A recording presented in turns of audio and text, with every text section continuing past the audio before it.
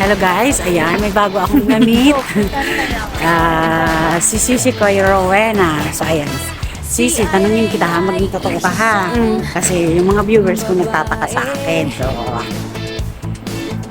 kasi guys, ako ang unang nag-approach sa kanya. Dito tayo sa may lilim, Sisi. Dito muna tayo sa may lilim. Dito sa lilim. So ayan, para ano. Ayan. Sisi, tatanungin kita. Nung in-approach kita, anong first impression mo sa akin? Friendly ka. Wala lang. Yung parang ano ka lang. Ano ba yun? Yung parang... Sabihin mo totoo kasi budol daw may nagsasabi sa akin. Budol yan, budol. Hindi naman siya budol. Ano siya yung... Maganda naman siya nag-approach. Kaya maganda din yung pakitungo. So, ano nga yung anong impression mo? Mabait. Ay, wow, mabait daw. Thank you, Sisi. Tapos ito, tanungin kita. Saan ako mas yung beauty ko ha? Kasi marami nagtataka. Sa camera ba o sa personal? Yun totoo, Sisi. Beauty ka talaga. Ay, talaga? Diba? Beauty ka talaga. Hindi ako naniniwala. Pero naihinat ka ako. Sige na. It's me again, Irene. So, ayan guys. Nandito po ako sa Kulon. So, nag-video ako dito. So, kaya, kakain na ako mag-lunch. Nakatabi ko dito sa may upuan, dito. Tapos, in-approach ko siya, ay sabi ko, mabait. Sabi ko, interviewin kita. Sabi ko, in-approach ko siya, pwede ko bang interviewin Sisi? So, ayan, pwede daw. So, diba, mabait. Lahat naman talaga tayo dito mababait. So, ayan. Ang ganda ng background namin, guys. O, diba, yung The Art. So, yung dinadayo. Sabado ngayon, guys, kunti ang tako. Pero po, pag Sunday, maraming tako. So, yun guys, pakilala ko sa inyo si Sisi Koy Rowena. Sa first time ko rin namin dito at siyempre nakilala ko. Interviewin ko na rin. Parang ambush interview. So, ayan. So, diba? Batiin mo na sila Sisi Koy. Hello, good morning guys. So, tatanungin ko lang naman siya guys. Kumusta dito sa Hong Kong, kung gaano nakatagal, sa amo, about sa amo. Kasi alam ko, tayo mga nandito, mga OFW, iba po ang mga karanasan natin, mga sitwasyon natin sa bawat amo natin. So, kaya paminsan-minsan kung naaalala nyo guys, may mga ambush interview ako sa mga kapwa ko OFW dito rin sa Hong Kong. So, masalamat po ako kasi yung iba talaga pumapayag na magpa-interview. Pero po yung iba minsan ayaw, mataray pa. Char! Hindi. Yan ang reality ng buhay, may gusto, may ayaw. So, Tama. ganun lang. So, ayan, Sisi Koy. So, tanungin ko lang si Sisi Rowena. Ilang taong ka na, Sisi? 41. So, 41 na siya. So, Patanders na. hindi mas matanda ako sa'yo. Mag-line of 5 na ako this year. So, ayan. So, Sisi,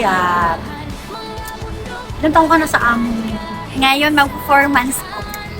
4 months pa lang guys. So, bago pa lang sa amo. Pero, habang kumakain ako, tinanong-tanong ko na po siya na dati na rin po pala siya dito. Nakadalawang taon lang siya. Tapos mag-for good na sana. Tapos nag-for good siya, then balik. So, kumusta naman Sisi ang amo mo? Okay naman ang bait niya. Ay, ang bait nila. Mabait yung amo. Kumusta naman yung pagkain? Okay naman kasi kami nang market sa pagkain namin. Okay yun. Number 1 kasi dito, kailangan yung pagkain. Kasi syempre, iba stress talaga. Kalaban namin dito. Stress talaga. Ewan ba namin? Tapos, yung amo mo naman is mga working Canadian kasi. Canadian, kaya pala. So, kumusta naman ang sweldo, minimum po, above? Ay, above. Wow! Sana all above! Above all ang sahod. Hindi ganun po talaga pag mga foreigner. Nung naka 3 months ako, doon na nila parang ibig may sabihin, increase na. ibig sabihin, nung unang niya pala, mga ilang buwan, minimum siya. Nung naka 3 months na po siya, in-increasean siya. So, above minimum. Sana ganyan ang lahat ng mga amo. Mabait. Mabait sila. So, Stay out ka, stay in. Stay in. So, ayan. Although, guys, ang amo niya is foreigner. Okay, Chinese Canadian. Chinese Canadian kaya pala stay in. Kasi pag mga foreigner po talaga is mostly Sila pa. stay out sila. So may kasama sa bahay. Two floors bahay. Ayan, may kasama sa bahay. Two floors ang bahay nila. So, kumusta naman ang relasyon sa kasama? Okay naman. Okay. So maganda yun pag okay. Okay lang ng okay. Kaya, adjust ka talaga. Yes, kailangan adjustan lang. Ayan. So, Makaintindihan. kumusta naman yung trato sa inyo ng ano? Wala kasi lagi, Sa sir, day nasa, off. nasa Egypt, lagi siyang nasa bahay. yung- Si ma'am lang yung, yung nandyan. Yung amo niya palang lalaki sa out of town lagi. Tapos yung amo niya babae stay in. So okay lang yun. Basta Ay, maba- hindi na magtrabaho siya 9, pero darating naman siya ng mga 7. Magtatrabaho din pala kasi may oras lang. So maganda yung ganun kasi may time din pala kayo. Dwell din kayo sa oras. Parang ako lang guys, maaalwan ako sa oras. Kasi pag umalis na sila amo, so ganun, nakakapag-wide-wide. So dito, paano yung day off mo? Sabado lang. So Sabado pala siya, although dalawa sila sa bahay, pero stick to Sabado siya. Hindi tulad ko, na ako naman is Free time. alternate ako kasi dalawa kami, hindi na ayaw niyang pumayag na stick lang sa ayaw ko rin na pumayag na stick lang ako ng Sabado. So kailangan alternate at least nakakalabas ako ng Linggo, nakakalabas din siya ng Sabado. O Sabado. So siya talaga stick sa Sabado, guys. Pero pag wala naman sila lahat, pag katulad nung New Year, wala sa Japan sila, dalawa kami linggo. Pag yung walang amo. Tapos kumusta naman yung yung oras ng pagtulog? Lapit tayo ng kapatid. Pagtulog, ano ba tawag sa tamang oras? Mga 10, gano'n. Ay, tama Okay lang na. yung 10. Tama lang yun. Tapos naman, Ano ba kayo, food allowance o kasama kayo sa meal ng mga amo? kasama kami. Ay, hindi yung parang bibili kami sa sarili namin. Pag mag-market kami, iba yung market nila, ibang market namin. Ibig sabihin, naglalagay si amo mo ng budget. Parang kami din. Kami ganyan din, naglalagay si amo ng budget namin for the whole week. So, nandun na kasama na lahat yung food namin. Pero, yung linuluto namin, sa amin na yung lahat. So, kayo ganun din.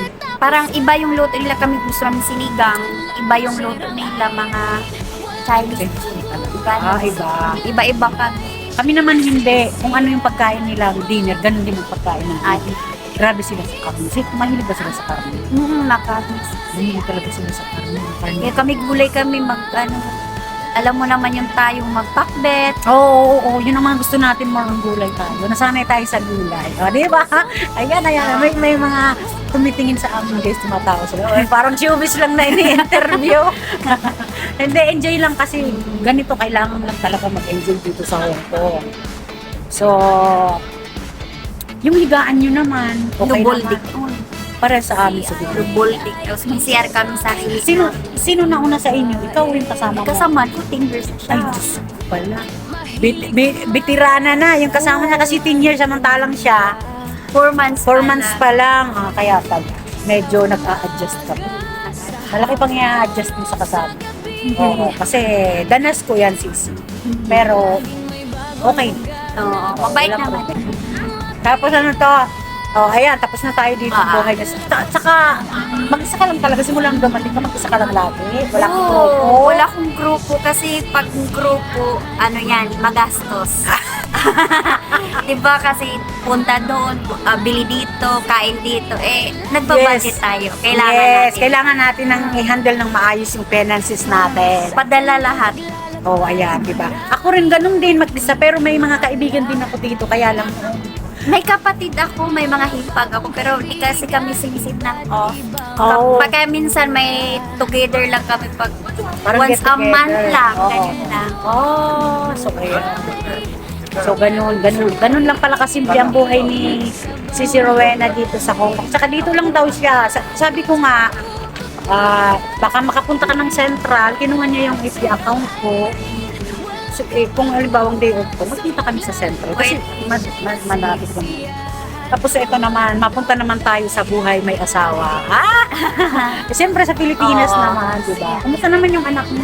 Okay lang, lagi siyang Wow, matalino. Honor student ang anak niya. Tapos, isa lang. isa lang o nag-iisa only child pa. Ay, talagang kailangan attention mo lang. Kumusta naman kayo ni Mr. mo? Okay kami isa. Hindi kami nag-aaway. Ay, Parang wow, sana wala kaming awayan. Ewan. talaga. Wala daw silang away guys. Sana Oo. O, tapos ano yun? Ilang taon na kayo? 15 years. O, di ba? Matatag na talaga yan. 15 years na silang kasal. So, mahahalata mo naman talaga sa sagot niya ang sitwasyon nila na ano. Kasi ang bilis eh. Ay, wala kaming maaway. Di ba? Happy talaga siya. So, ganun. So, saan kasi si Koy sa Pilipinas po? Baguio. Oo, sa taga Baguio pala siya. Baguio. Malamig na rin ngayon sa Baguio. Pero yung ano, yung mister mo saan talaga? Anong province niya? Asaswal Pangasinan. Taga Sual, Pangasinan, Kapsat. Ayun. So, kaya lang na Baguio na. Na Baguio nagtrabaho. Sa Baguio nagpunta. Ilang taon na mister mo? 44. Matanda kayo. So, ayan guys. So, Cook din siya sa isang hotel doon sa Baguio. ay wow! Chef cook sa isang hotel sa Baguio, o, di ba? So, kaya naman pala, may trabaho naman pala. Bakit nag-abroad may trabaho si mister? Hindi para pang ano ng college na. Sa bagay. Oo. Isa lang po anak niya ha, pero may trabaho yung mister niya sa Pilipinas. Pero nandito siya sa abroad. Para po mabilis yung pag-angat ba kasi tulungan na lang. Tulungan. Oo, lalo magka-college na. Yun lang ano ng anak ng college. Anong gustong kunin na kurso ng anak mo? Yung ano, sa mga ano, plane ata. Sa aeroplano, aeronautic engineer ata yung ano. Yun. Maano talaga yun, magastos yun. Kailangan mo doon ng matinding budget. Ayan. Kaya, Kumusta naman yung mga family mo doon? Yung kompleto pa ba ang ano? kompleto ko sa Bisaya, ang mama, papa ko. Bisaya Lagi kami, ka. Bisaya ako. Ah! Bisaya ako, dahil Ang root niya pala. taga-Dumaguete. Ang root niya pala is Bisaya. Talaga siya. Nakapangasawa lang ng Kapsa. Gano'n. Lagi kong nagpapadala din sa mama ko every month. Send it up. Mabait si Sisi Koy. Ang ano niya, ang lumanay ng salita. Tapos, ang mga galaw niya. Samantalang ako. Para akong lalaki. Ayan. So, ano pa ba pwede kong maitanong kay Sisi? Marami ka na sigurong info. Wala, yung ano parang wala pa. Kasi bago pa naman. Oo, dito. Hindi. Bayad utang. Hindi kasi ano, ano niya sa akin, ikwento niya sa akin before na hindi naman pala siya, first time niya dito sa Hong Kong pero nag-work abroad na siya sa Malaysia. O sa Malaysia din pala siya nagtrabaho. So, kumusta naman dun sa Malaysia? Maganda, ay sa Malaysia walang cellphone. Ay, bawal? Bawal cellphone. Tapos yung bahay mo, 4th floors. Kumusta naman yung sahod? Diyos ko, parang 14,000 lang ata noon. Ay, ganun. Malapit lang sa Pilipinas Oo. di ba? Malaysia. So, ilang taon ka doon? Nakatapos ako ng 2 years. At least natatapos mo yung kontrata mo. Kumusta naman yung employer mo doon? Ay, Diyos ko, grabe yun. Sobrang hirap doon. Ay, Diyos ko. Ayaw Ayaw ka ko rin, talaga. maltrato ka din ganun. Hindi naman yung sa pagkain lang. Hindi talaga ang problema. Tapos walang cellphone. Diyos ko, mabuhay kang walang cellphone. Diyos ko, para kang nasa ibang ibang mundo pagka ganun walang gadget. Tapos bawal kang makipag-usap sa mga kapwa mo Pinoy. Walang kausap. Ay, ganun. Ganun. Paano ka naman, bakit ka naman sa dinami-dami ng lugar na pwedeng applyan, nag-Malaysia ka? Kasi noon, ang Hong Kong, hindi ka pwedeng basta-basta papasok to wala kang experience. Hindi naman. Yan yung ano na noon. Yun yung alam mo noon. Kaya Tapos pala. ang laki ng place ng Philippines. Oo. Malaki ka. Ako naman kasi is Kaya mga- direct hire ako. Mga 90 at asang 20. Pwede. Ang time na yun. Bagyo pa ako. Tapos naman. So, ayan guys. So, ayan, namaritis ko na siya ng bongga guys ha. So, tama na yun Tama kasi baka kung ano pa ang maitanong ko, di ba? So, Okay, baka thank you. So, ayan guys, hanggang dito na lang muna ang pag-bibigit ko kay Sisi, Rowena, at siyempre, thank you Sisi Koy at pinaunlakan mo ko na interviewin kita. So, para sa aking channel, siyempre, content na naman ako guys. So ayan guys, until here na lang muna.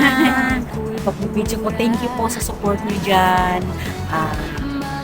Mama Anjing P, MBTV USA, Papa Bons, Team Premier, maraming salamat po sa support niyo sa bawat isa sa akin. So ayan guys, bye-bye! Bye! Bye! Bye!